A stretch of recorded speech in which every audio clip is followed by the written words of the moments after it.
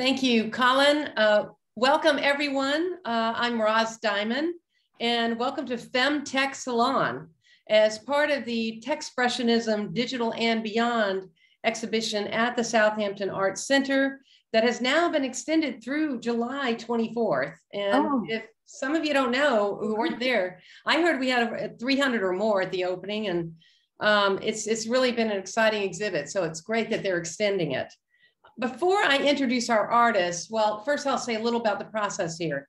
Each artist, we're going to be going in order of presentation, kind of backwards alpha. There are 10 artists here, all who are in the Techspressionism Digital and Beyond show.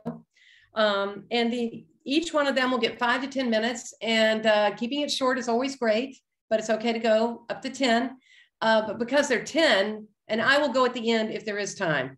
But being the moderator, I will do that. Colin is going to be the bad guy, the whistleblower. So at 8 minutes, he's gonna let you know that you only have 2 minutes left.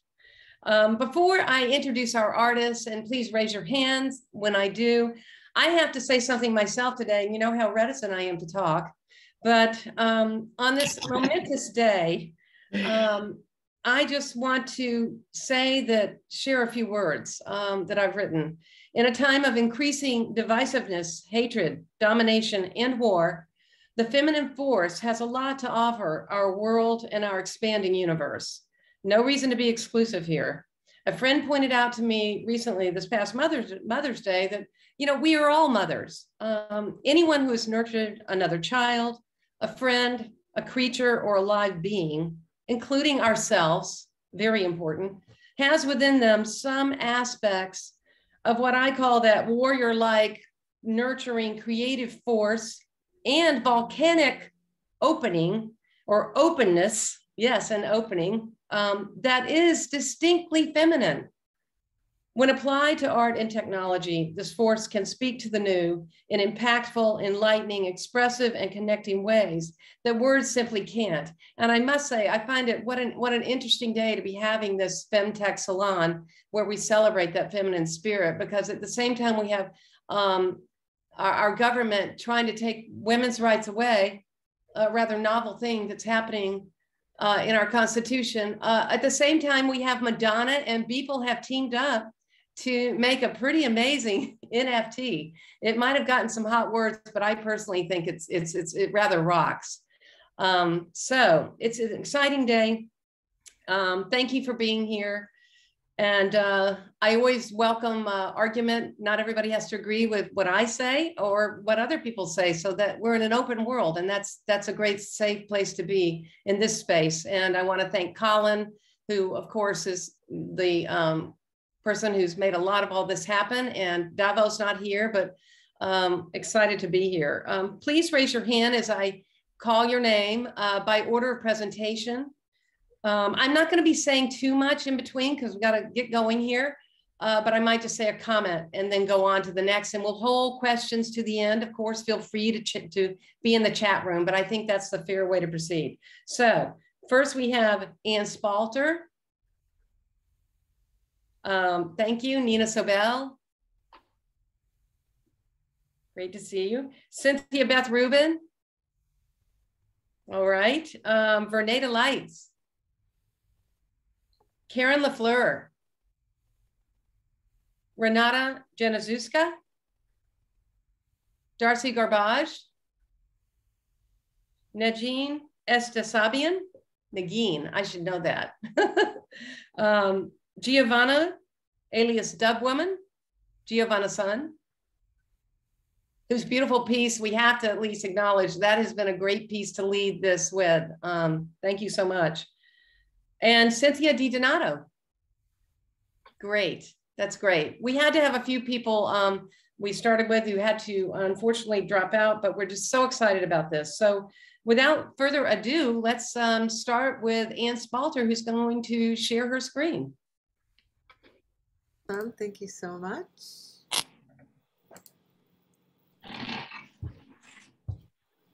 And I'm giving a quick overview of my work, and then the sort of feminist-centered part I will just talk about at the end. This is a view of the work I have up in the show, which is also my background. And the next slide thing isn't working. I've been in the art and technology intersection area forever and ever, starting at Brown and RISD back in the 90s, when I also wrote this book when I was teaching there, which led to the beginning of our collecting digital art as well. And you'll see why that is relevant at the end. One of the focuses of the collection increasingly has been female digital artists, including Cynthia. Before the pandemic, I was focused on large-scale installations like this one from Spring Break and trying to combine analog and digital things together. This was right before the pandemic hit, with these big inflatable spheres based on basically frames from videos based on photographs that I had shot in Miami. And the idea was a welcoming environment in the winter in Brooklyn. During the pandemic, when I couldn't do any work inside, I turned to AI, which we were briefly talking about. And those of you who saw my talk before about my pieces, this will be somewhat familiar, started working with these image sets and the Playform platform, exploring similar themes to my other work of flight and airplanes and sort of escaping and freedom, but using this AI process that pits two image sets against each other and tries to develop something that looks like a member of the final image set by going through iterations where new versions are generated and compared to the images in the final set, and seeing whether they're sort of worthy of being in that final set, and if not, generating again in a process called a generative adversarial network. And through that created these very wacky compositions that I really liked, but were very low resolution. And my solution to that was to create pastel drawings. And those are the pieces that are in the show up the Techspressionism show in Southampton. And definitely go check out that show if you haven't been, or check out the 3D version that's online. I'll skip over style transfer, another type of AI that I played around with, and go right to these custom pieces that tried to have more of a narrative sense. They're based on a process called text to image, which is what it sounds like. You literally type in a phrase and get back images. It dips into a vast database called ImageNet and finds images based on the text that you send in. And by working with the programmer, we were able to change the image prompt as the animation was being developed. So in this case, changing from spring, summer, fall, and winter to create these more narrative and cinematic pieces than what were possible with the no-code platforms.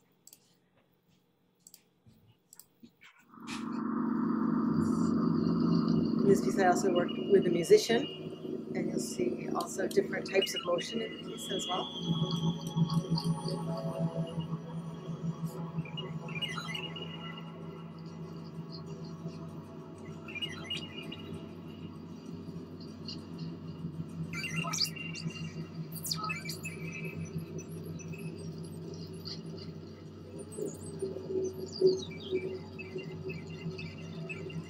It's really changing the whole feeling in the middle just by changing the textual prompts.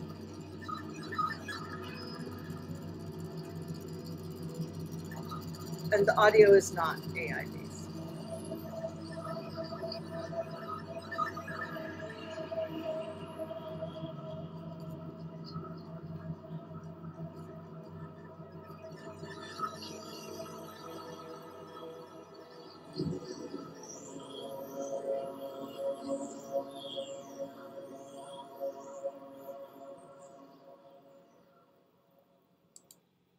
I had the honor of having this piece in an auction at Sotheby's, and I was also a co-curator of the auction.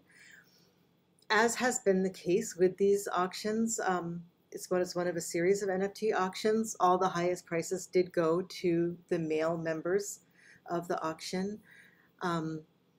I don't know what to say about that. We put in half of the artists in our auction were female intentionally, which was wonderful. And several of them did set records, which was fantastic. And I got in the New York Times, which was, great for me personally. I think it's still an issue that the male members get the highest prices, but I think the best thing is to keep putting women in the auctions and having them get higher and higher prices. In addition to AI, I began working with NFTs, and there are many pros to them. Right now, the whole crypto market is in a crazy crisis, which I won't go into. So there's been a lot of pain in the space, but it's been mostly positive for me in terms of getting paid right away, finding a direct connection to collectors, and getting royalties right away from pieces, which has been fantastic. There are many bad actors in the space, however, with all sorts of people losing their wallets and NFTs and getting hacked, and now with this problem with a supposedly stable coin losing its stability, crypto plunging in its value.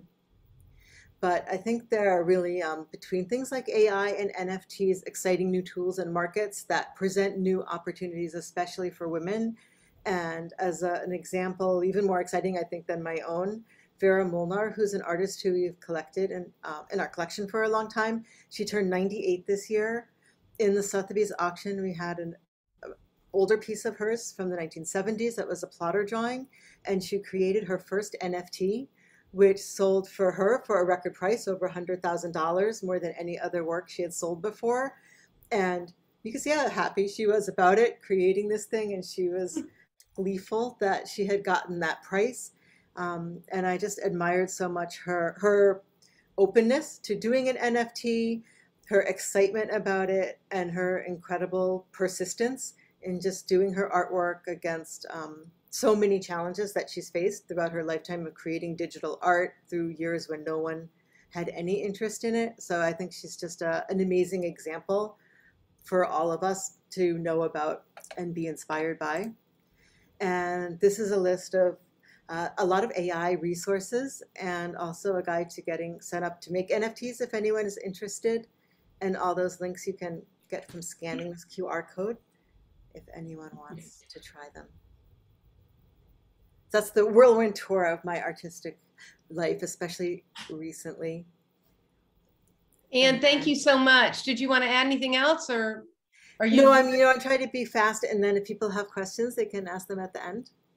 Thank you very much. I love the strangeness of your work, and especially in this new space that you're working in with AI. I find it fascinating, and it speaks to a certain truth.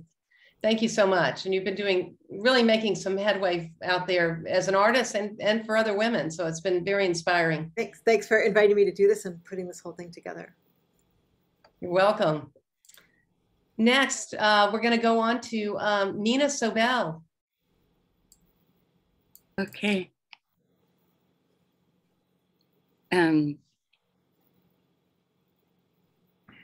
Okay, I have something prepared. There's something else if there's time I want to show, but not sure. So I would say save it to the end, Nina, because, okay. Oh, all right, let's go.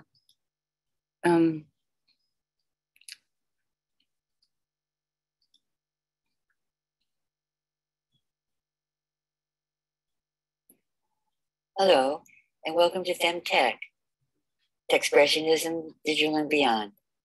My name is Nina Sobel, and I'll be talking about creating intimate connections and my perspective on women in technology with Roz Dimon.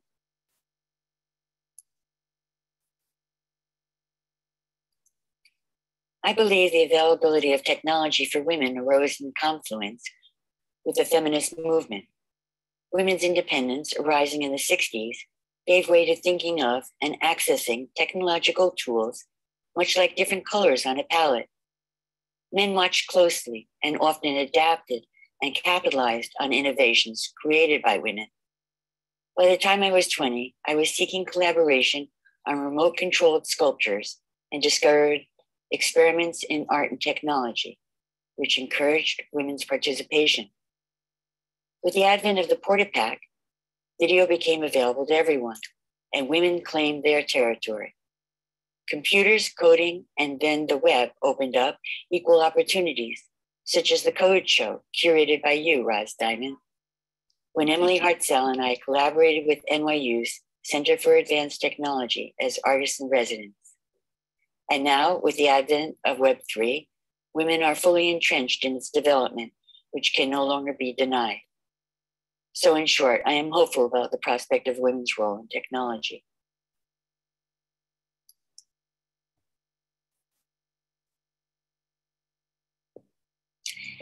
And now I'll be showing you Persistent Visions, a video playing in Techspressionism Digital and beyond.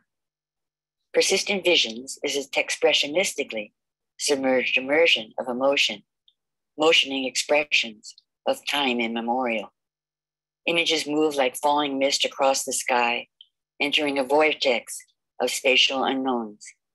Angelic figures emerge, beckoning us to experience their musings of beyond. Sensing a turbulent expansion of color, abstracted forms, and expressive sounds, fusing physical and digital realms.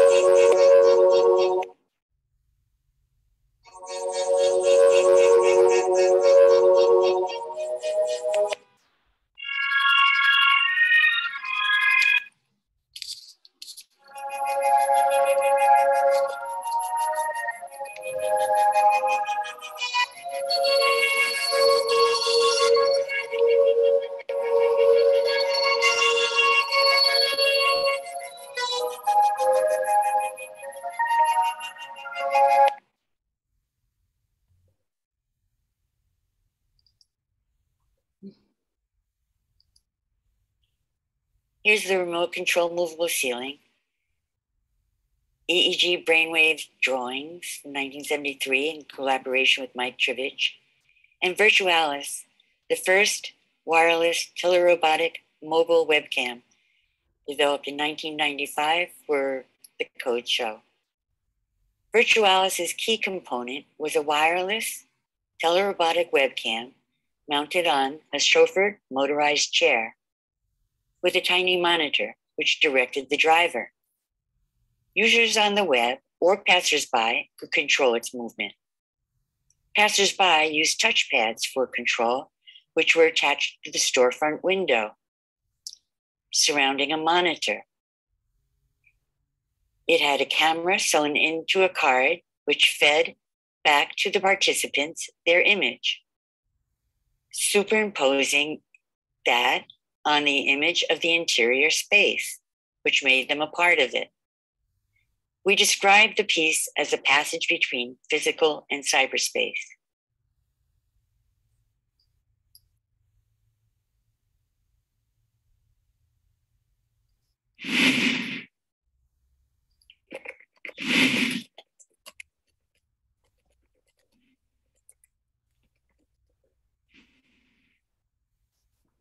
Recent intimate connections.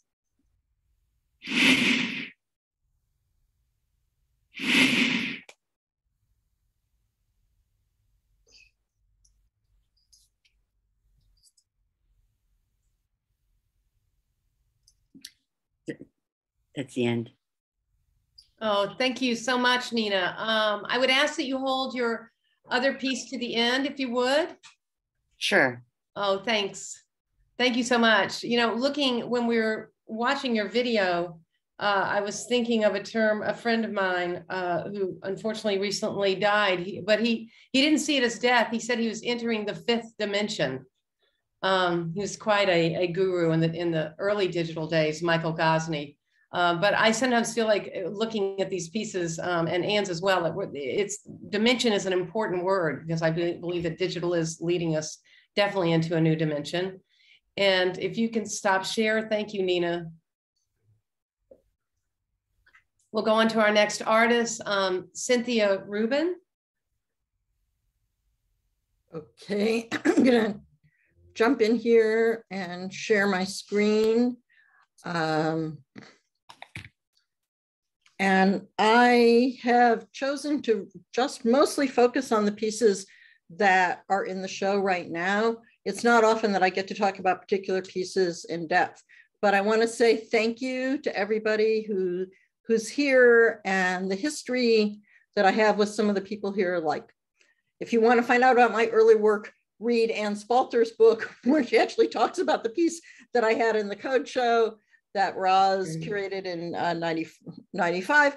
But the delight of this whole group is the new people. And I've had long, wonderful conversations offline with some of the new people, and I want to keep going with that. So I'm going to try to get through this pretty quickly.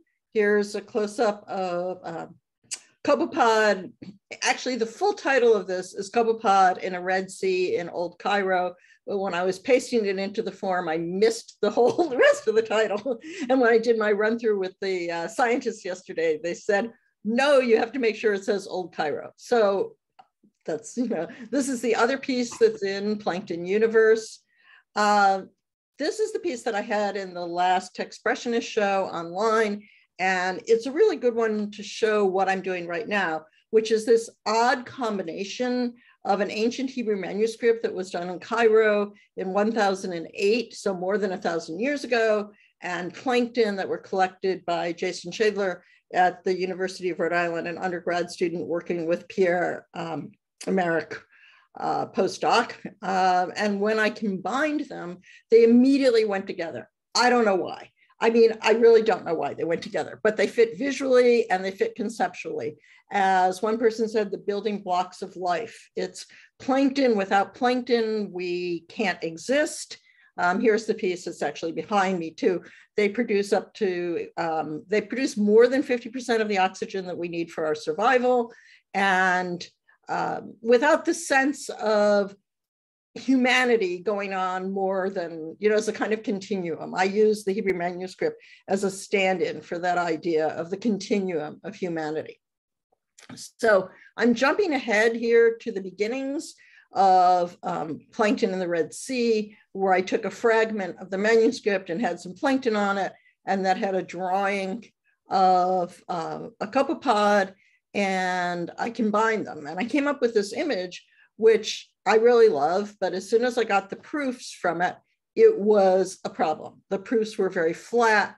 The colors were very unprintable. When I put it into CYMK, kind of more printable colors, it looked like this.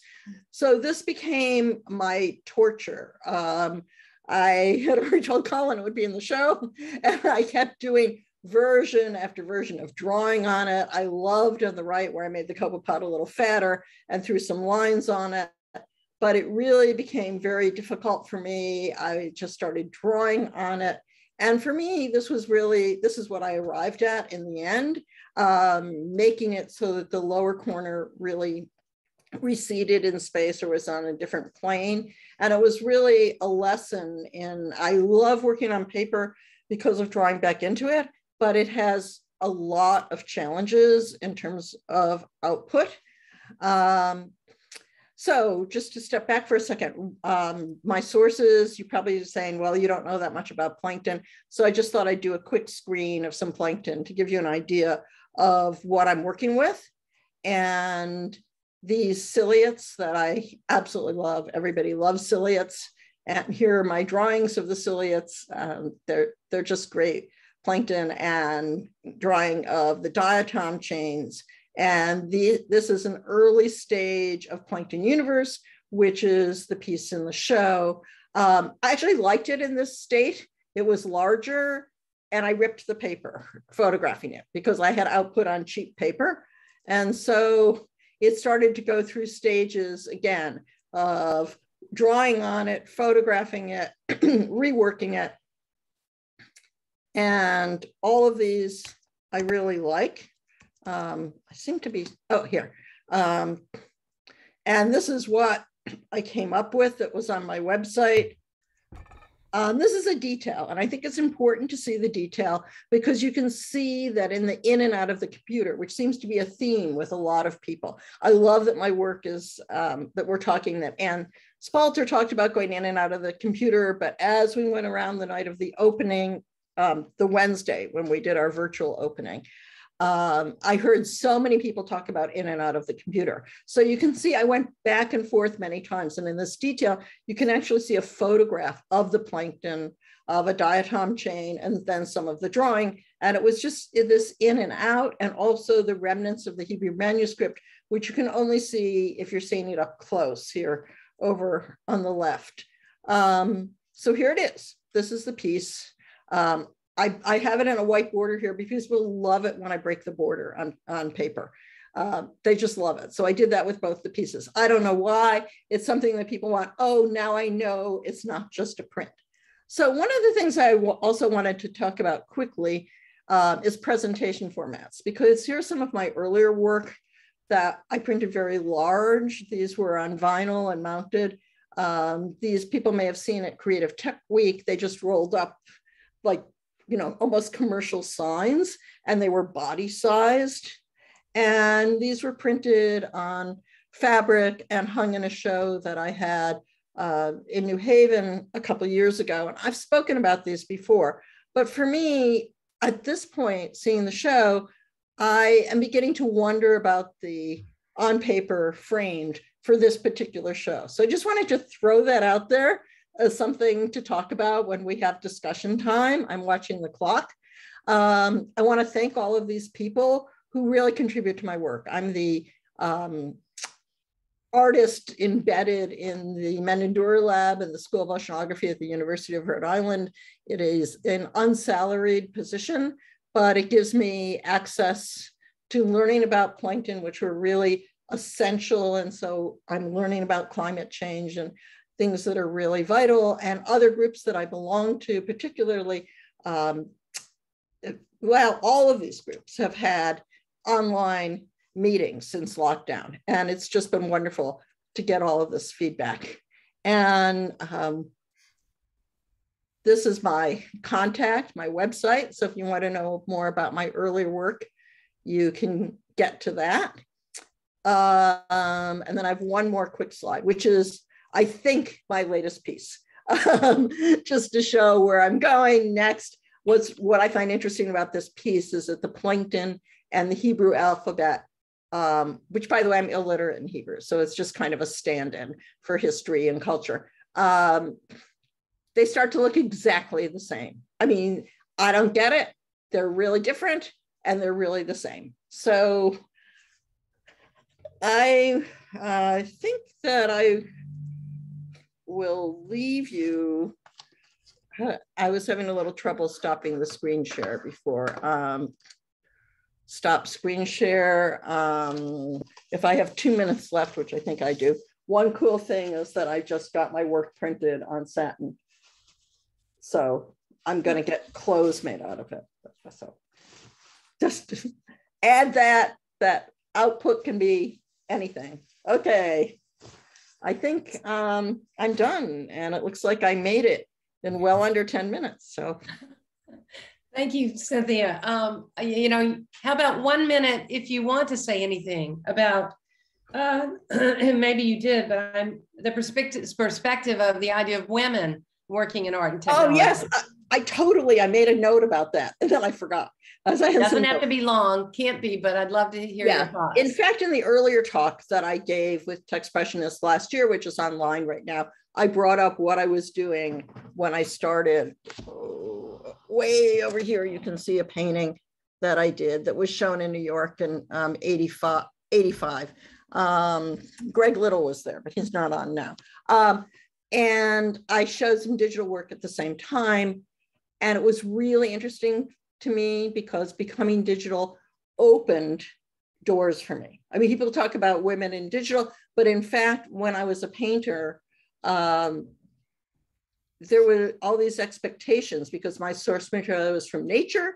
So that meant, and I was a woman, it couldn't possibly be serious. In fact, Bill Zimmer wrote in the New York Times that I did pleasant but ordinary paintings of flowers, but really exciting digital work. I think that was in the late 80s. And, you know, when you go back and look at that talk from last year and see them side by side, or go to my website and see some of the paintings, you'll see, you know, the paintings were not pleasant but ordinary. The only thing that made them pleasant and ordinary was that I was a woman. So I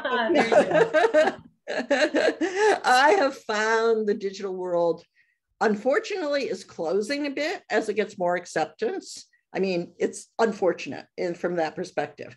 In the 80s, it was wide open. You have a good idea. We don't care where you live. We don't care what your gender is. We don't care what your color is. We don't care about anything. Good idea. We want you. And I love Techspressionists because I think Techspressionists is carrying that idea forward as the rest of the art world may be closing. So thank you. That's great. Great to hear that. Yeah, I guess also as women, as we evolve, we have to also be, you know, get used to criticism and I think we are, but I hear you. That gets into a whole mixed bag we can talk about later, but thank you so much. That was a wonderful presentation. Okay, thank you. It's funny how your pieces look almost spatial, going into outer space or inner space. There seems to be an analogy there, you know, that out dimensionally is different. That's really the point. Okay, yeah. We'll talk some more later. Thank you so much. Verneda Lights, so glad Verneda could be with us. Found your art very interesting at the show. And I'll just say, I liked it when you said something about y'all or something. I come from the South, and I've heard that the South, y'all is now a cool word to use. I don't know if you heard that, Verneda, but the reason it used to be very uncool, but now it's genderless. So y'all is the way. Yeah. Take it away. All right. Thank you so much, Roz. It's my pleasure to be here with you this evening to give my take on women in tech. I can't hear it all. I don't know if anyone else is having trouble hearing. Little bit. If you can make it a little louder, Verneda, that'd be great. Okay, well, the volume is up. It's pumped all the way up. But can you hear me now? Better. Is that better? Yes. Thank you. Okay. All right. I tend to be soft-spoken sometimes. Well, it's my pleasure to be here this evening to give my presentation on Femme Tech. And I'm going to get right to it. Let's share the screen.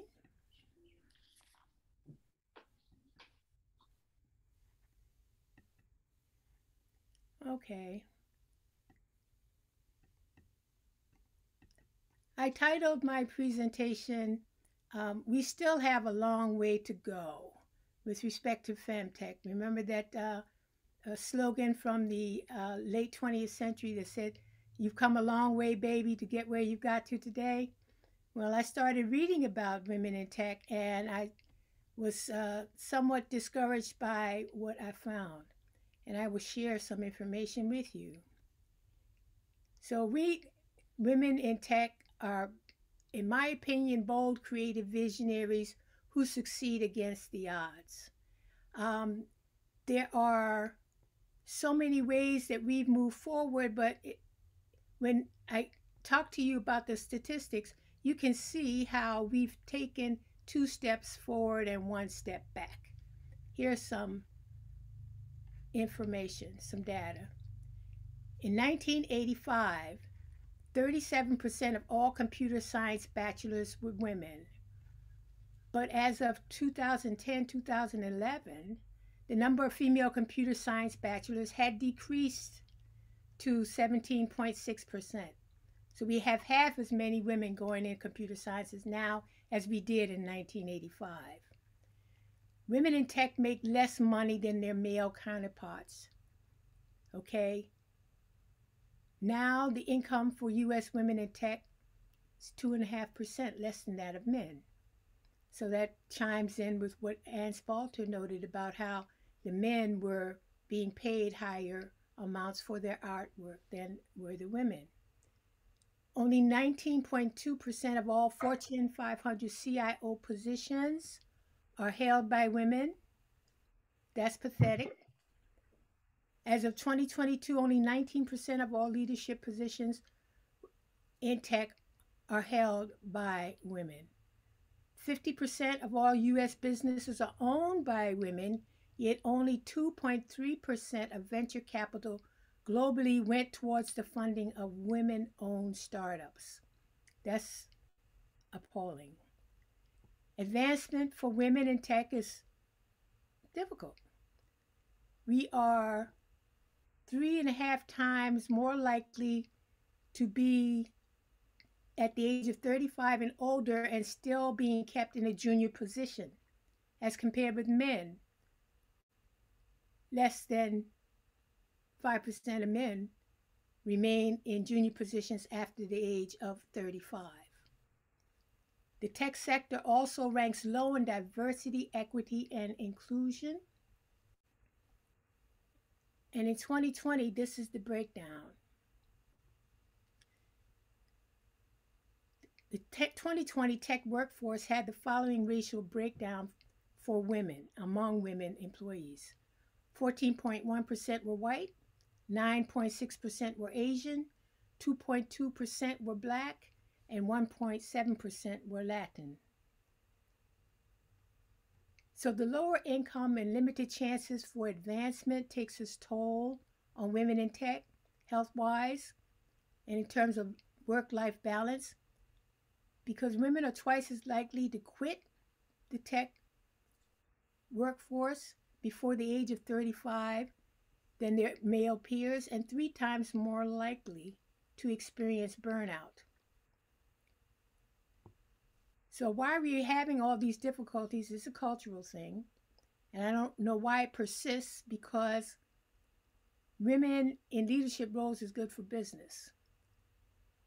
Fortune 500 companies with at least 3 women in leading positions saw a whopping 66% increase in their return on investment. So women bring different perspectives, and different perspectives make for better problem solving capability, increased yields to greater degrees of innovation, and innovation means profit. It means that you exceed over your competition.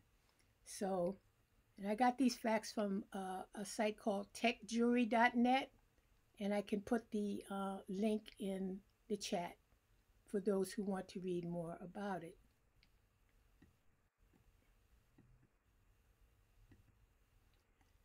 So to talk a little bit about myself, I came into the art sphere and the tech sphere through medicine.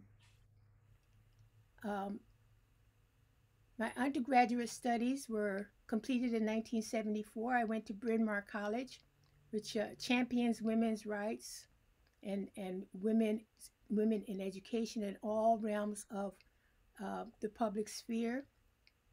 I published a book of poetry while in undergrad, and I was mentored by Audre Lorde. My MD degree was obtained in 1978 from the University of Pennsylvania Perelman School of Medicine, and I continued my poetry performances while in medical school. It was how I paid for my medical books, which costs, a lot of money. They're very expensive. I obtained my MBA in 2010 from Strayer University. I had to do it remotely. And my initial arts identity is that of a performance poet. My first book of poetry, Dog Moon, was published by Sunbury Press in 1976. And Dog Moon is still available on Amazon.com, and it is included in rare book collections concerning the small press movement at Emory University. I segued into visual art in 2000, and by 2003 was a finalist in the Boston Cyber Arts Festival and had work included in the Field of Vision, New York City, in commemoration of 9/11. My mantra is art is a medicine and medicine is an art. And here you see a picture of me back in the day when I was a physician poet. And this comes from the 500 Women Scientists website.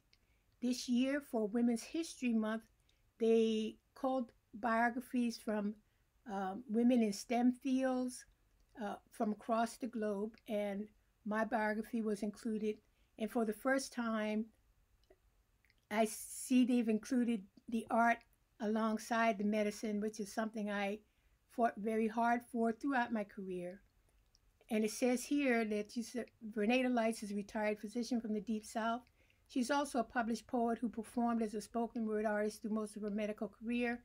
Now she is an Afro-surreal, Afro-futurist, Techspressionist, and Gullah visual artist who documents the daily lives of her people, the Gullah Geechee Nation of the South Carolina Lowcountry, who are in danger of cultural extinction. It's 2 minutes remaining for Nita. Okay, so here we have the Techspressionist exhibit going on right now, and a photo from Giovanna's son, who was kind enough to take the picture. And this is my piece titled Falling. And Falling is a photo montage that combines my self-portrait alongside the composite photos of the Cassini-Huygens spacecraft that it took upon its descent to Titan. I merged the two in an effort to communicate to the audience what anxiety feels like when you're in a caregiver situation. Here we have the example of how art is medicine and medicine is an art. Here is used as therapy, art therapy, to deal with the stresses of caregiving. And I'll stop right there. Thank you, Verneda. What an interesting background with the poetry as well, and medical. It's an interesting alliance. Thank you so much. You're welcome. Do you know how to stop the share? Yes. Boom. Okay, let's go forward. Karen LaFleur. Hi, everyone. Let me share my screen here.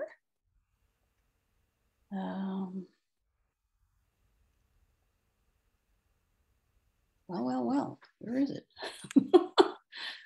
Seem to have lost my screen share. Hang on for a second. I'm so sorry about that. That's okay. Yeah. Should be there.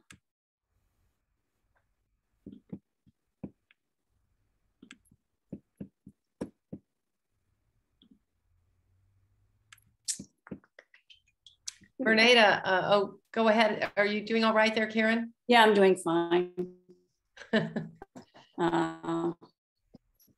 It just went to sleep. My computer, not me. Let me play this and the sound should be okay.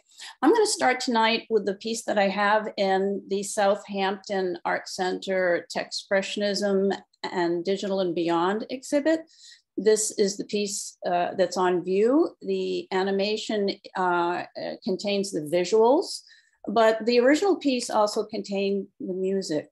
I work with a musician on all my animations. This is an original composition of hers, and it's her performance. The piece Flora's Dance, which is this animation you see, is about hope. And during the pandemic, I was thinking of all the hopes we had, even though we were sheltering in our own little places. And then I started to think of that worldwide and the power of that worldwide hope. So this is Flora's Dance.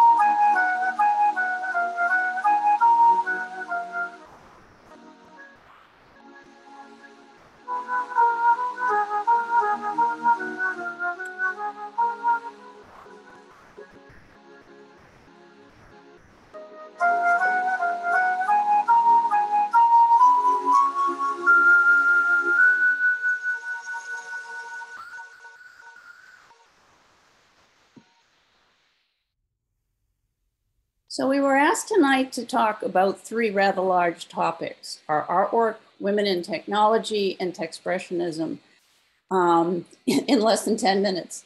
So I'm going to narrow my focus down to communication because it's really important to me, having come through some communication difficulties as a child and through adulthood. In general, conversation for me is is difficult. So the computer has allowed a communication tool that I didn't have in the pre-digital days. And previously I had a lot of medical issues that the technology brought me through. It brought me through my dyslexia. And now it's an integral part of my creative artwork since the early 80s.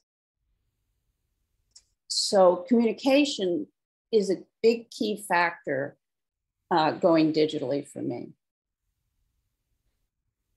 So the consequence of having these inabilities to communicate when I was younger is that I ended up fine-tuning observation and studying community dynamics.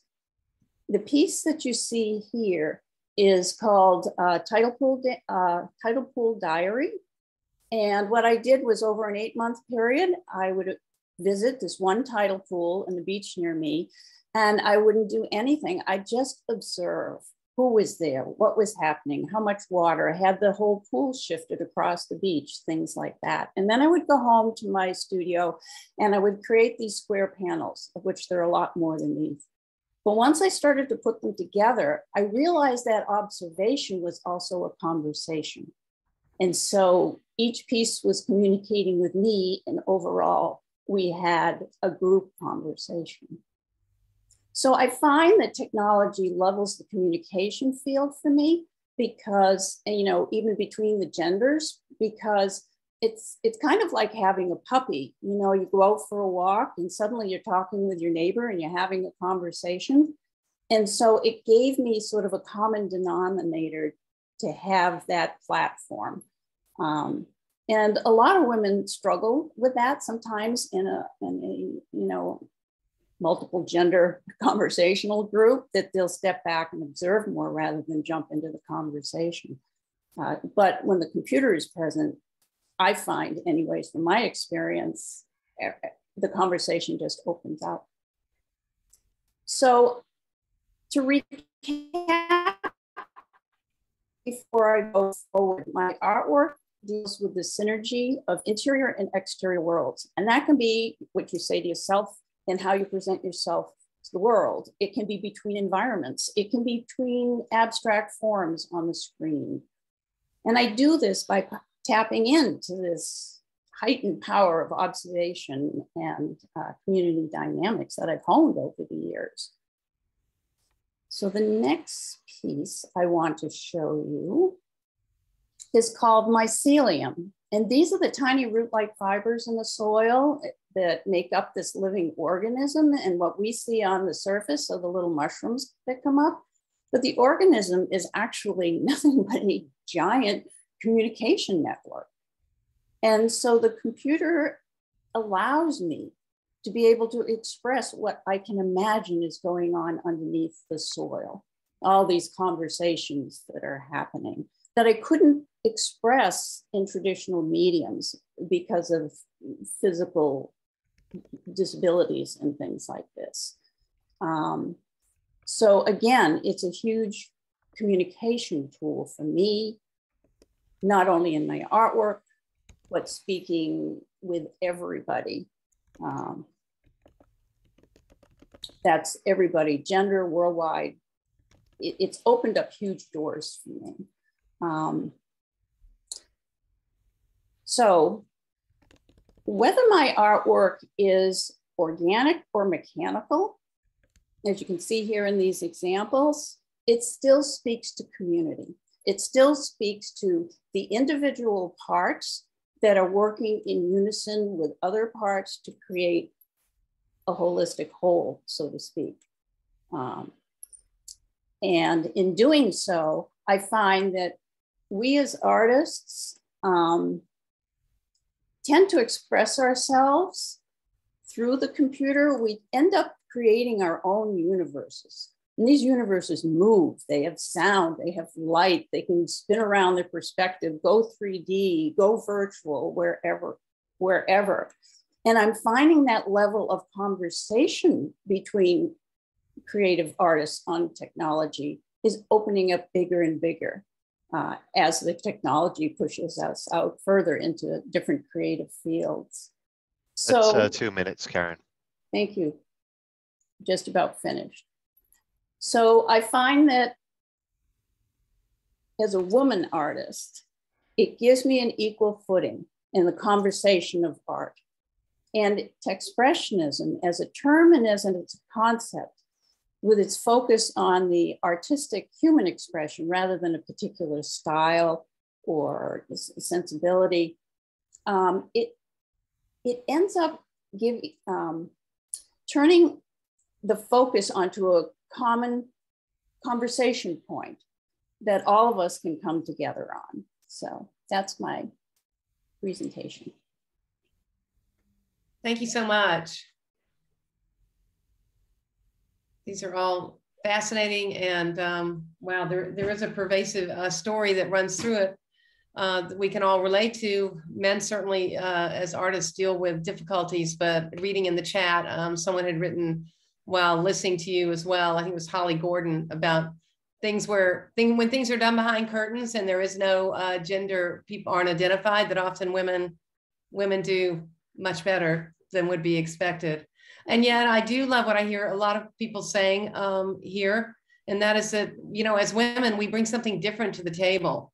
Absolutely. So, you know, I personally feel I'm not trying to be a man, and I feel what we're offering is so necessary to the sustenance of the universe. So thank you. Our next presenter is Renata Januszewska. Oh, you're muted, Renata. Hello. Thank you, Roz. My name's Renata Januszewska, and I'm really pleased to have been invited to be part of such a distinguished group of artists. I'm going to share my screen.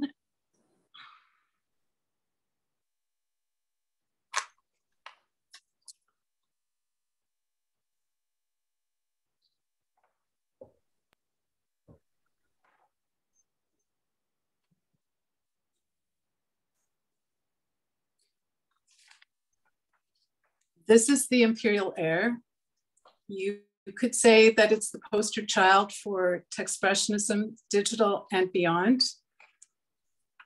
This work has been described by one critic as falling somewhere on the spectrum between beauty and terror.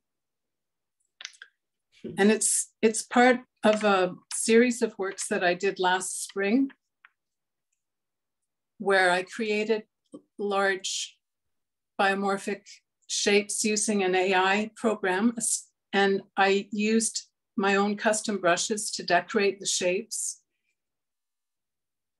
And I used a lot of diagonal emphasis with these compositions. I was in particular thinking of the work of Géricault, the French 19th century painter, who his best known work was The Raft of the Medusa, where it's an enormous painting.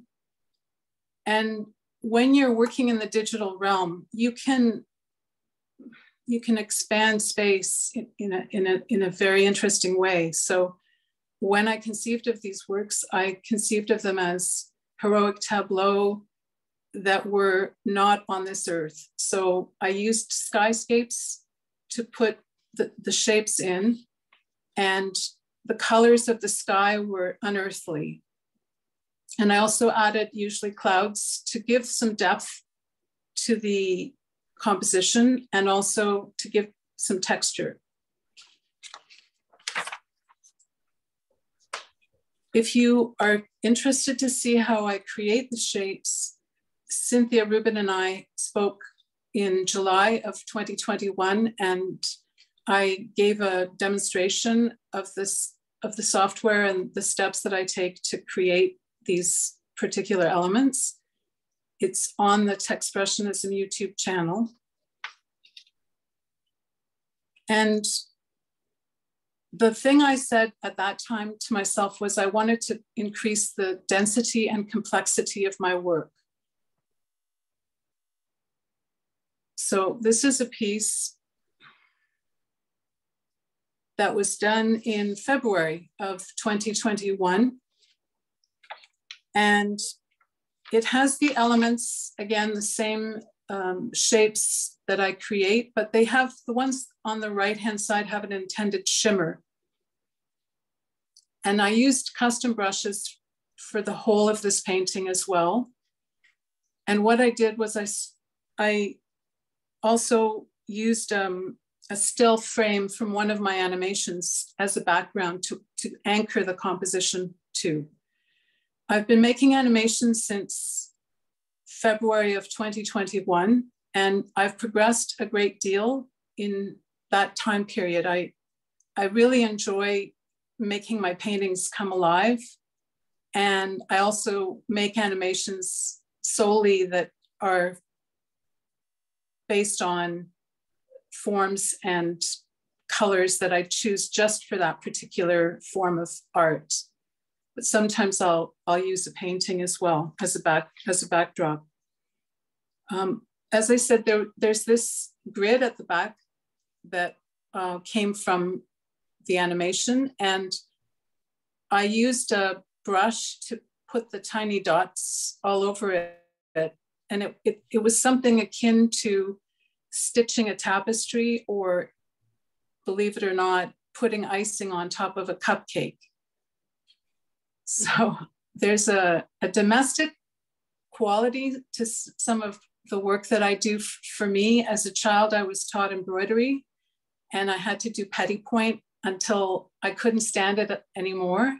It felt like a form of torture, but now I find myself enjoying those kinds of work where it's quite labor intensive, and you enter into the flow state while you're working on the pieces. Again, I want to say thank you to Roz for creating this event.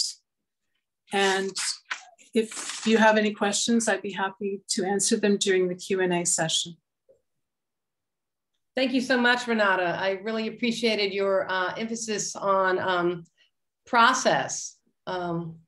Gets into the whole means to the end. And I think that's somehow also equated with the feminine. Thank you. Darcy Garbage. Oh, did you Roz, it's actually Darcy Gerbarg. Oh, well, that would help to know. Is everybody seeing a full screen when they're seeing the artist present? Yeah, good. Okay, maybe it's just me. I might learn how to say your name after all these years, really, Darcy. Actually, thank you. Sorry about that.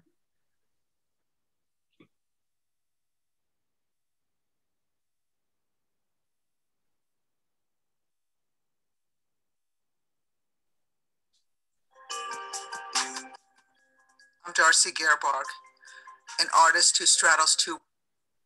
I don't think you're seeing this. Let me try this again.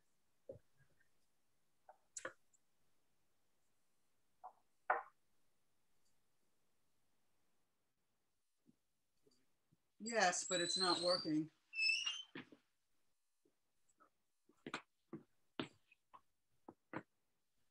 If it's highlighted in green. Share screen. And then I want this one. And then click share. Okay. Okay, it's highlighted in green. It's not showing. Now click. Two worlds, the art world and the computer world. My work is a record of my use of digital technology for making art as the technology is developed. I'm fascinated by visual complexity that incorporates real and virtual objects, captured as a painting on a two-dimensional picture plane or experienced in a fully immersive 3D VR world. While my images may at first appear to have elements reminiscent of more traditional abstract still life or landscape painting, further study reveals unexpected visual turns.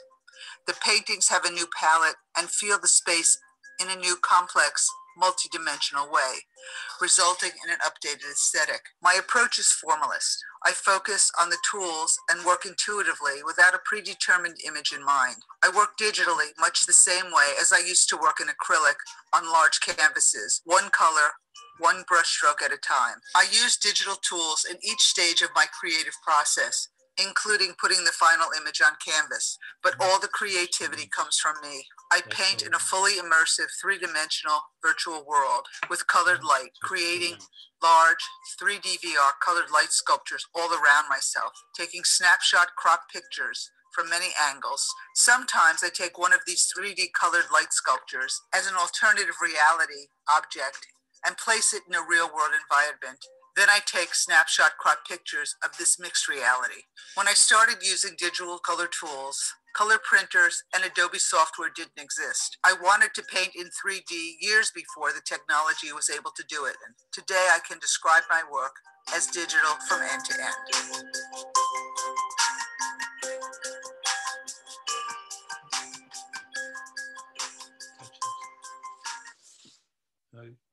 You don't have to stop sharing. You said I did. Okay. Darcy, that was a beautiful presentation. Do you want to say anything more? I have one more. Hold on.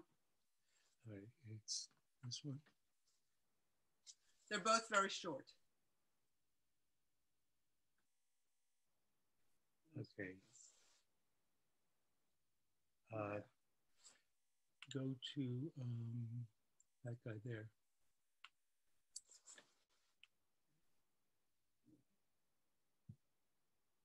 I love supportive men. That's a great thing. Yeah, I have serious technical support here.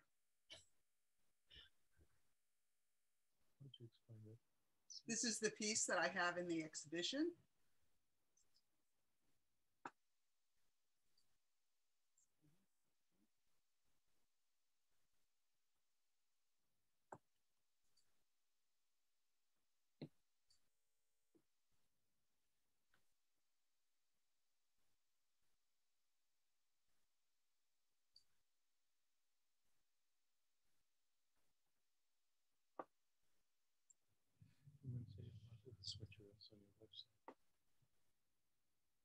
A lot of this material is on my website. These are some examples of exhibitions that my work has been in. Most of these are in the real world. The one on the left is virtual. These are all real.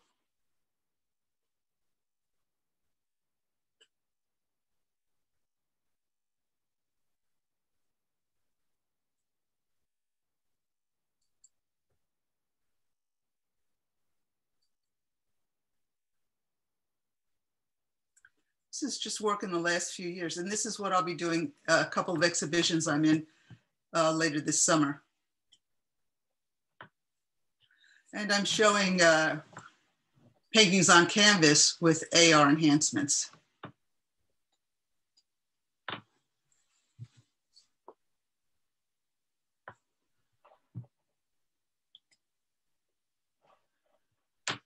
Thank you. Thank you so much. Yes, we can do, even though most people are muted, it's fine to clap. These have been really wonderful. It's interesting that women were actually called computers in the early days of NASA. All the people in the back room were women, and they were called computers. And to see what women are really doing right now is pretty awesome. Nagin, coming to us from, where are you, Nagin? Are you in Saudi Arabia or Iran? Hi, Iran.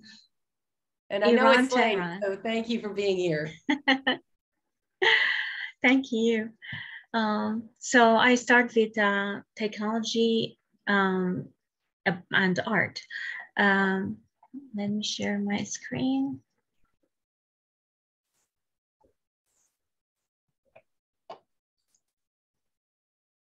Are you seeing my screen? Yes? Yes. Yep. Okay. So if art wants to be original, it should be honest. And if art wants to be honest, it should come from our reality, the real life we are living. So when the contemporary time is changing, the reality of our life is also changing. So they say we make tools, then the tools create us. Or when they say you change the technology around a person and the person change. So these days, we have no other way to live with technology, and it's not like we use technology as a tool to perceive things in life or communicate, or it's not just social media, it's actually the way we see the world.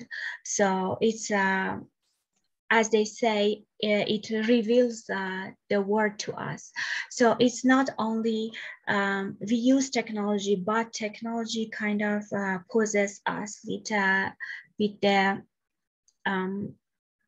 way it describe our words these days. So we live with this technology, the pace of our life gets faster and faster, and we can no longer have the luxury of free time or not multitasking. And that's why actually once I was reading something in New York Times that it was about why this old media gets boring to the new generation and they cannot wait to watch it. And I was like, oh my God, so a lot of times I watch videos or even some films, I just go in the fast speed because I cannot wait for it to pass.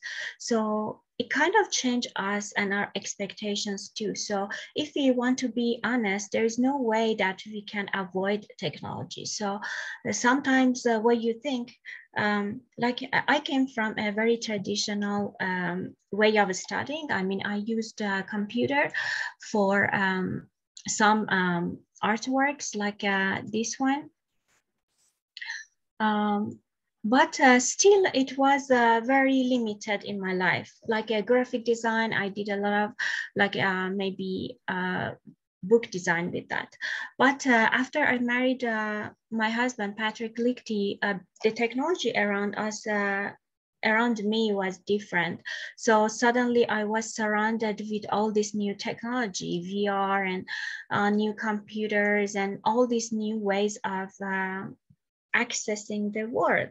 So at first, maybe I was resistant a bit, and then I felt like it just opened its way to my work. I didn't approach that. It approached me. So little by little, it actually injected to my word. And after a while, actually, I can say with Techspressionism community, it was kind of a university course for me, because it was like all these amazing artists showing their artworks and talking about how they use technology to express their art, gave me a lot of new perspective to work on new things. So my work in the exhibition, my work in the exhibition is a part of this installation that me and Patrick worked on. Maybe I should show it here. Once we were talking about how we see each other's cultures and countries, because we are not allowed to travel to each other's countries, so all we know about each other's culture is kind of abstract. So a lot of times I was telling him that, okay, we have been raised on American media, either if it is movie, cartoons, and after that internet and all this stuff. And maybe I would know more about America than you know about Iran, because sometimes Americans even don't know that where my country is, leave alone that they know some details about it. But somehow a lot of other countries are so familiar with America because of media and the Hollywood and other movie productions and Disney and all this stuff that we actually raised on.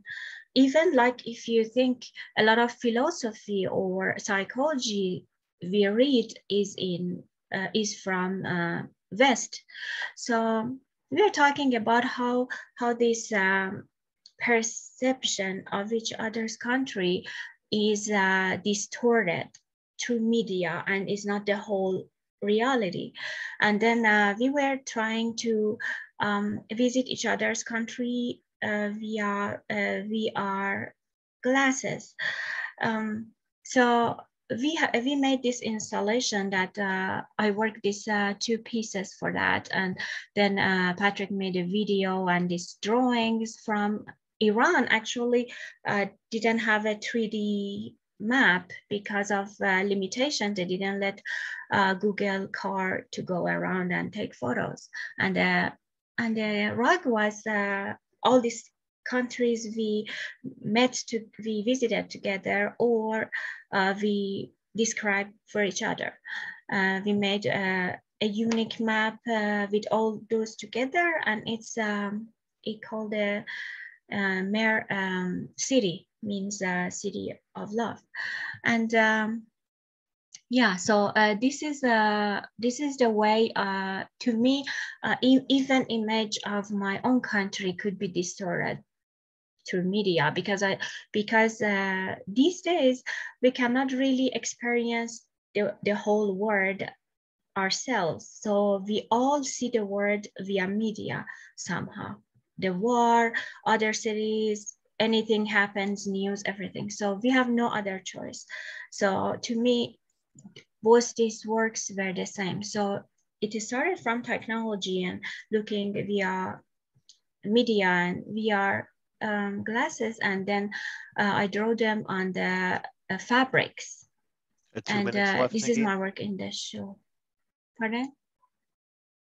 You have 2 minutes left. You got the warning. Oh, sorry. Okay. Yeah, it's finished. Some details from the work. Yeah, and then again, I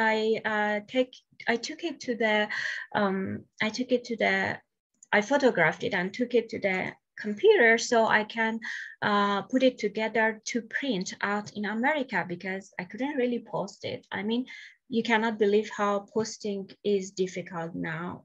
I mean, super expensive, like maybe 100 times more than how much you should pay for the post. So I don't know why it's happening, but yeah.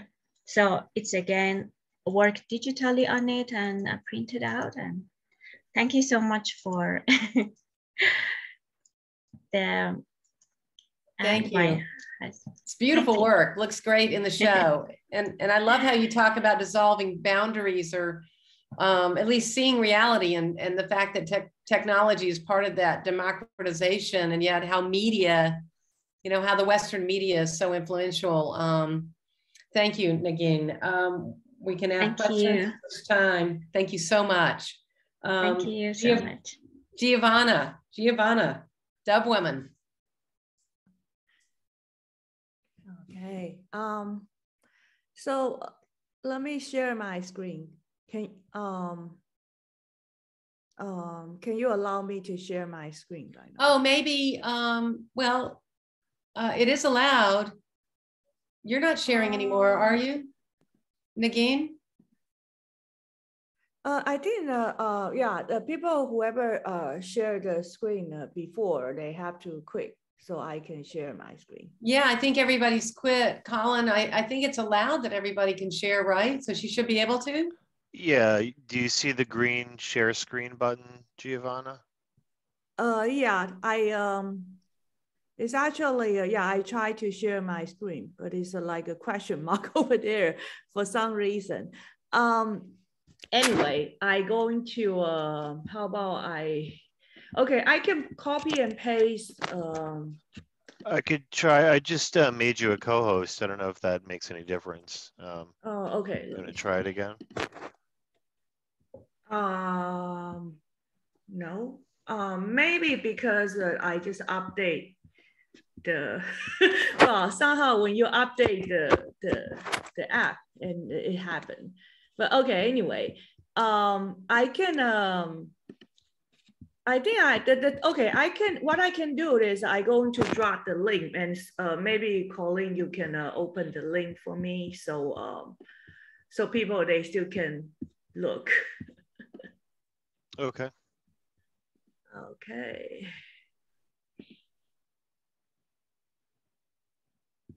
Okay, give me a second, sorry. You know, I'm not seeing Giovanna's camera at all. I was thinking I'm not either. Yeah, well, I don't know. You know, like these things happen today. Like, this is not. Giovanna, maybe do you want to maybe? I just copy paste my link here, so we'll see if you can see that. In the meantime, or maybe exit and come back. Yeah, that's what I was going to suggest. I think it's a privacy setting because I just update my Mac. They have a new privacy setting. You can actually just type whatever the name that you want to type, and then you can enter the full screen. Yeah. So this is the metaverse. I can show you. This is one of the transformation. There's one of the really popular collections I have on OpenSea. I have I sold like 300 items for these collections. So this is a metaverse. And also just because I don't know but I never tell the public about my story. Like before the pandemic, there was I had a company. That's how I met Davanti.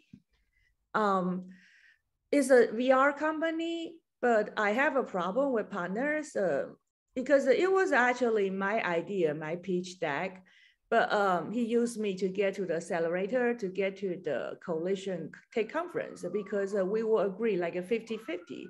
But he registered the company and he just sent me a quick, the notification email, and it ended up like I only have a 5% equities.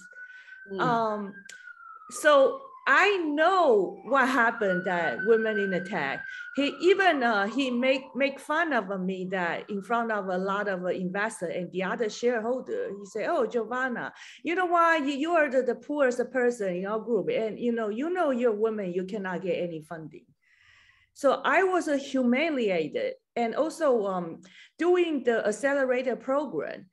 He said to all the other startup founders, and also the accelerator, our advisor, he said, "Oh, Giovanna is a crazy artist. Don't listen to her. She can't do anything." And the worst thing that happened to me, because we have a demo day, and that was December, he just chickened out So he just want to push me at the front to pitch all the investors. So that was the story. And then I've been fortunate because I made Techspressionism, because I made Davanti. During that time, I shot the 360 video for BLN event in Soho. So actually, I didn't find Davanti found me. And he introduced me to Colleen. And by the time, you know, our company is still running. So I still try to do a lot of a VR and the 3D render case project. And they're very funny because like last year, it was January, he just say, oh, you know, like we have to close this company. We're all broke. We don't have a funding, blah, blah, blah. But actually he built all the customer with his new entity. So that's what happened. But I'm being so fortunate right now because I know you know, I'm not that good. Like I'm not like an expert, like a blockchain or NFT. It's just because I was so desperate. But one of I've been fortunate, I know Techspressionist because one of my my collector, he found me, he gave me my first commission. So I create my NFT and I keep selling. And now I even coach other NFT marketplace funders. So I have a very strong feeling. So that's why I have this piece. You know, I feel like women can be beautiful and also women can be hard as a rock. Like me, like I'm still like a really nice person always. But the thing is, once I realized that you know, I don't want people. Well, and the other thing is that I'm not feminist. I never consider myself like a aggressive feminist. It's just because I feel like maybe, you know, if a woman can be higher position, you know, let women be on the top. You know, we don't need to have a male leaders all the time. You know, give a woman a chance, okay? We should have a more equal opportunities, right? So, and it was like a International Women's Month. And I was, this one is actually because I was thinking that, okay, let's do something for International Women's Month. So I have these, you can see this is my favorite 2 minutes remaining, piece. Giovanna. Okay, yeah, yeah, you can check. This is my my Instagram, and also I have my tutorial, my YouTube channel. That if you, I always tell, I produce a lot of like a tutorial, like if people they want to utilize NFT as a like alternative income, especially for artists. Like I really like to help the community. And I'm so grateful and thanks so much for Techspressionism.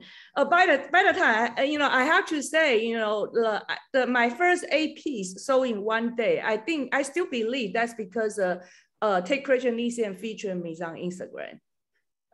Because that's a send NFT I sold. And I really appreciate it. And I really like this whole idea about decentralized social sculpture. And that's the spirit. So I keep telling everyone, you know, like how I appreciate, and also everyone should join Techspressionism. Thank you so much. I know we're getting a little tight on time, but we can go a little over. I hope that's all right because we've got, thank you so much, Giovanna. Dublin. You're welcome. You have fresh perspective. And I like what you said about women. We're not just soft, we're hard, we're powerful as rocks and we endure. And there's it's not all a big soft pillow situation here, you know? So I thought your perspective was very fresh. Cynthia DiDonato. Hello, everyone. I'm thrilled to be here, and thank you, Roz, for including me with these other amazing artists tonight. And I thought what I would talk about is women and tech, and give a little bit of the history, because we women stand on the shoulders of the women of the past to be where we are. And given, of course, as many have noted, that it's been a hard path and journey to get recognized, I still think we need to honor some of these other women. So I will share my screen. Can you see it? Not yet. Not yet? Don't see it. Okay, I hit screen. And then you have to share the screen. Yeah, share. I always forget to do that. You got to hit share. I hit screen. Oh, thank you. You're right. Thank you. Thank you. Now I just have to find. We all help each other. What happened with my PowerPoint? Okay. I will find it. Here it is. Over here. Sorry about that. Okay, can you see it now? Yes. Okay, let me go out to the show.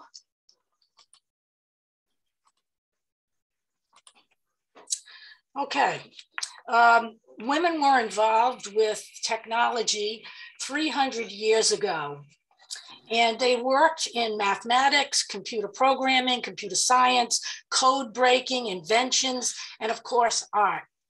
And I'm just going to give a quick overview because this could take forever, and you don't need that because I'm the last speaker. The first is in the 18th century, Nicole Wren-Laporte was a mathematician and an astronomer who predicted the return of Halley's Comet. In the 19th century, we had Ada Lovelace, widely recognized as the first computer programmer. It took 101 years after her death to be recognized by a gentleman named B.W. Bowden. In the 20th century, during World War II, there was the secret Bletchley Park code-breaking operation in Britain. There were 10,000 people associated with this group, and 75% were women, and they were not called analysts, but secretarial staff. Bletchley Park was the birthplace of modern computing. Hedy Lamarr, and I suppose I might be dating myself, maybe for some people out there, it's grandmothers or mothers that would know this, inventor and famous actress. She developed the idea for secret communication systems aimed at setting radio-guided torpedoes off course. Her idea inspired our modern-day Wi-Fi and Bluetooth. Now for Femme, Tech, and Art. I think it's important that all of us visit Anne and Michael Spalter's digital art collection online. And there you will read about many, many digital artists, but you will see that there are 18 or more feminine artists there, which include, of course, Anne Spalter and Cynthia Rubin, who are with us here tonight. I'm just highlighting one of the computer artists that you'll find on the website is and it was mentioned earlier by Anne, is Vera Mona. And she's a Hungarian-born artist, born in Budapest in 1924. She is considered a pioneer of digital and algorithmic art and may have designated her, many have designated, I can't talk, can you tell? Many have designated her the first female digital artist. And she's still alive. And as Anne mentioned, her work garnered quite a bit of money. Thank goodness for all her hard work. Well, this brings us to Techspressionism Digital and beyond. Many thanks to Colin for his work to bring this together, for kicking off, notice I said kicking off, Colin, the movement. And let me go on to talk about my work. I work as a digital and an analog artist. I work with Procreate and a number of applications. Just lately, I would say in the last 4 or 5, 6 months, I have been working with digital video, and these digital videos are presented in the show at Southampton presently.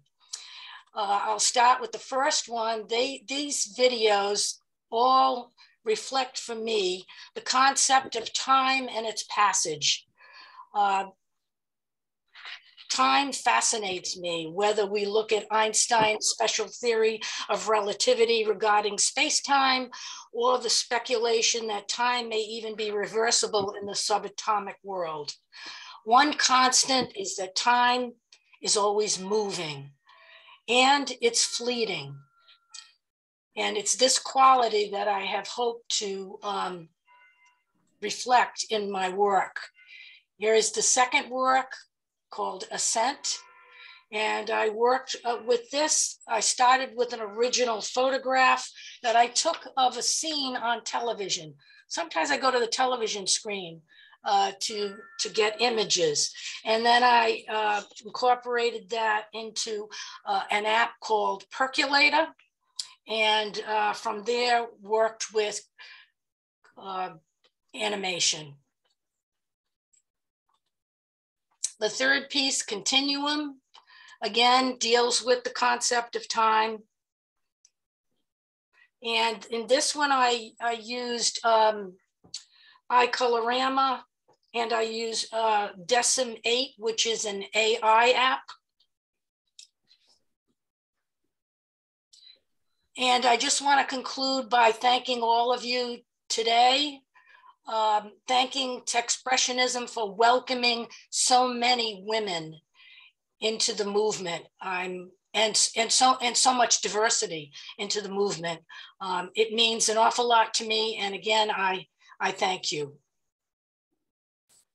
Thank you so much. And if you can stop sharing your screen. That certainly took us in another dimension. This whole thing has been really wonderful. I know it's hard to speak in 10 minutes, but I kind of like the format because people have to be concise, and I appreciate all of you for being so well prepared. Thank you for, I had notes down here, Hedy Lamarr, Ada Lovelace, and there's so many others, but thank you, Cynthia, for bringing these women pioneers to us in your presentation. I am not going to be talking about my work, but I'll invite you to come and I'll be recording it. I'm doing a talk, an SAC talk at the Southampton Arts Center with three other colleagues, and I'll be talking at length about my Kalashnikov submachine gun. So yeah, so much for women and just pillows, but I certainly have a different perspective on guns that have a feminine slant that I will speak about. Thanks to all of you. Colin, I thought we'd open it up and people can just unmute and we can talk for a few minutes. I know it's over our 7 o'clock. Can we stay a few minutes, Colin, and have a dialogue? Yeah, sure. Yeah, great. Yeah, so if anybody has any questions, I know I had a few, but if anybody has a question, just raise your hand. Lee Musgrave. Hi, Lee. Oh, you're on mute.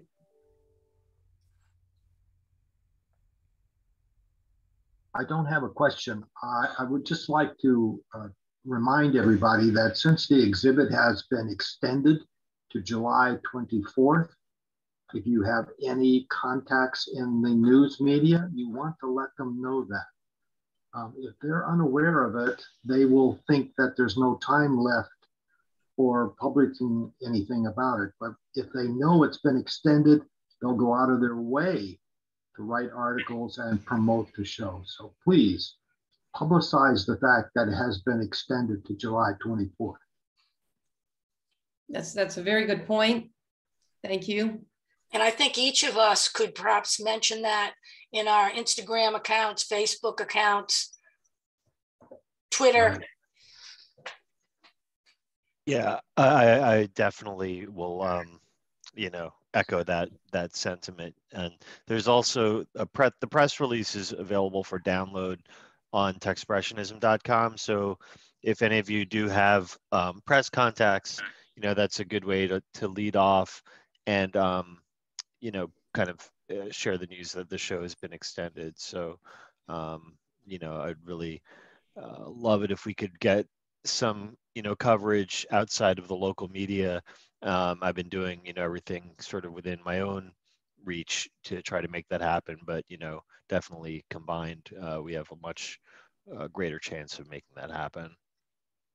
You never know where you're going to get these things. I used to send out a lot of media stuff, and I was surprised that I would get articles from Hong Kong and all sorts of places that I wouldn't expect it to come from, because somebody saw it and passed it on to somebody else. There was a feature article recently, just last week, in an Indian online publication that I think Malavika connected us to.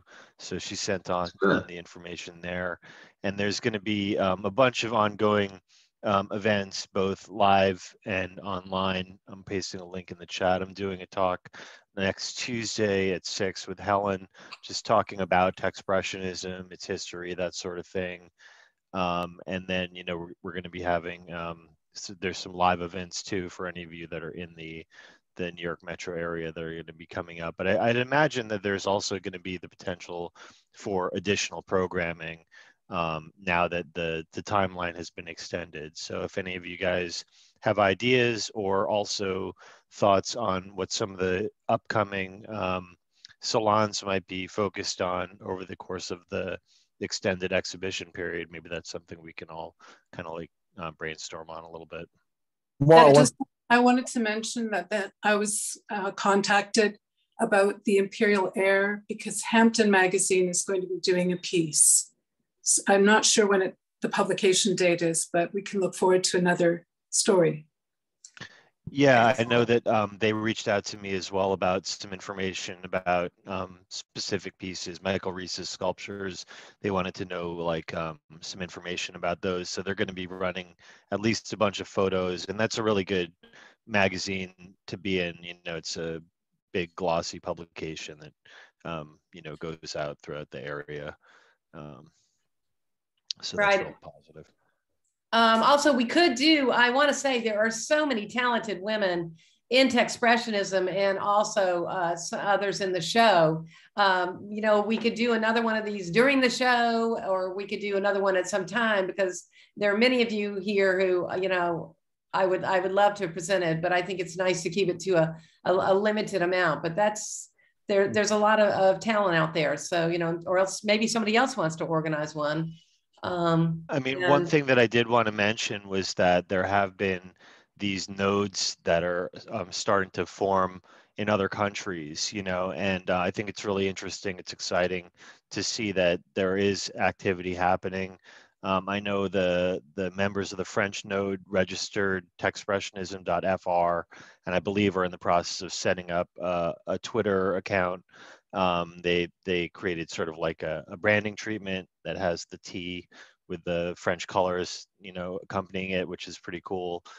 You know, and pretty much like I just kind of started chats between members of the different, you know, people, artists in the show within various countries to see if there was any synergy or people had interest in starting to formulate plans for physical exhibitions, you know, with their own localized groups of people. Because I think that's really the path moving forward. You know, if it's going to be something that's truly decentralized, like, you know, I think that's probably a good way to move forward. And I know there's been other projects in the past.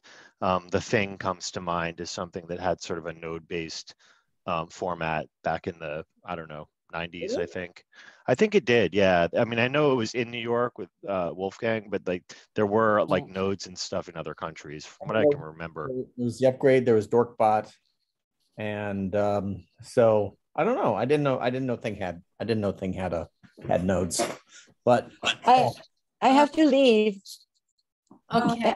I have Thank to leave. you, everybody. You know, honestly, I don't think we need to have questions. When it was a great, okay, it was a great time. I want love to you. mention one thing. It's great. I wanted to ask if anyone else is going to IZEA. I don't think so this year. Okay. I mean, it's really late, but because I'm going, there is the possibility that I could do what they call an institutional presentation, which is talk about Techspressionism. It's in Barcelona. Next year it's in Paris. And I will be probably leaving from Paris. So I could get in touch with the Techspressionist people.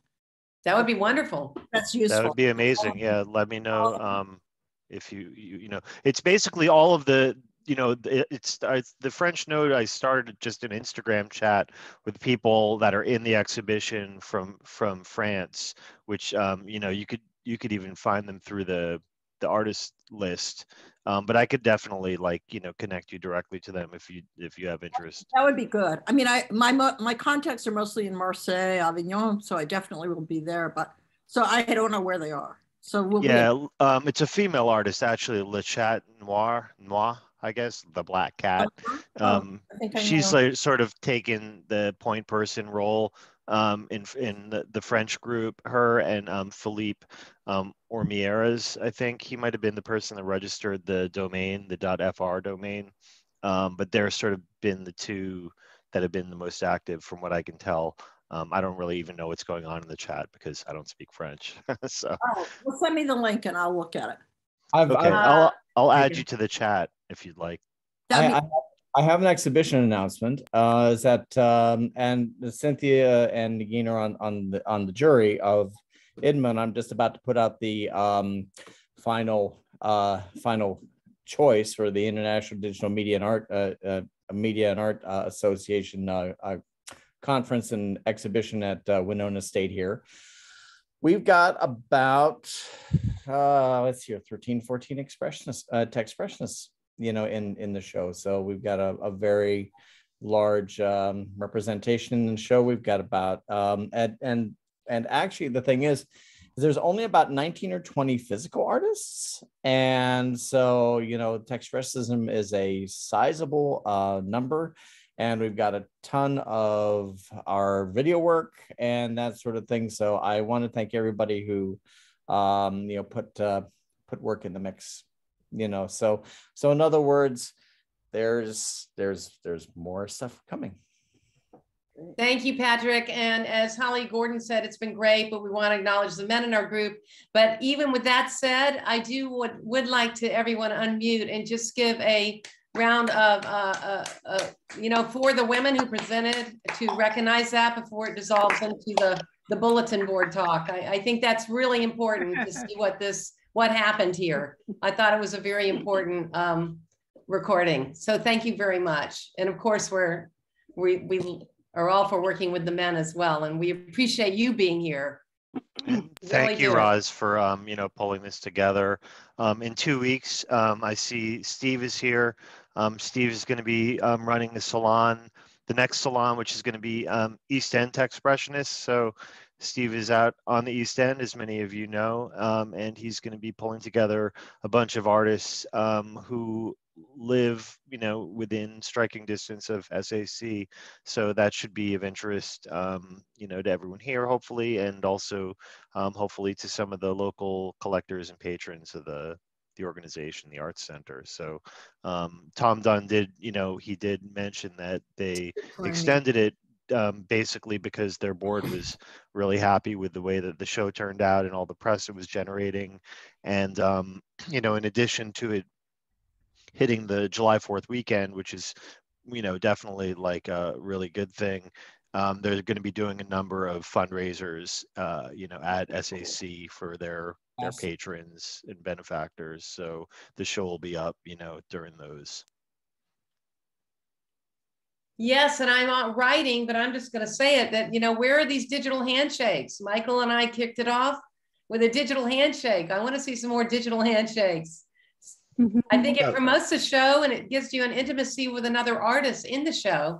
If you need any information about the format, just send me an email or text me or DM me or whatever. No idea what a digital handshake is. Okay, well, you know what? I don't think we'll get, I'll tell you more about it. Yeah. It's been a long evening. So I don't know, Colin, anybody else having anything else to say? Since you mentioned it, Roz, Patrick Lichte and myself will be doing one. Great. Digital handshake. And I also. The second half of May. Yeah. Oh, super. So I did stay hear tuned from for some that. of you. Good. Yeah. All right. Well, thanks Okay, everyone again. This has been a really great session. And here's to the feminine force. It's in men and women. All right. Thank you, Right on. Roz. Thank you to all the presenters. Thank you, Colin. Thank you. Thank you, so everybody. much. Thank you, everybody. Thank you. Everyone. Great presentation. Stop recording in 3, 2, 1. Contact.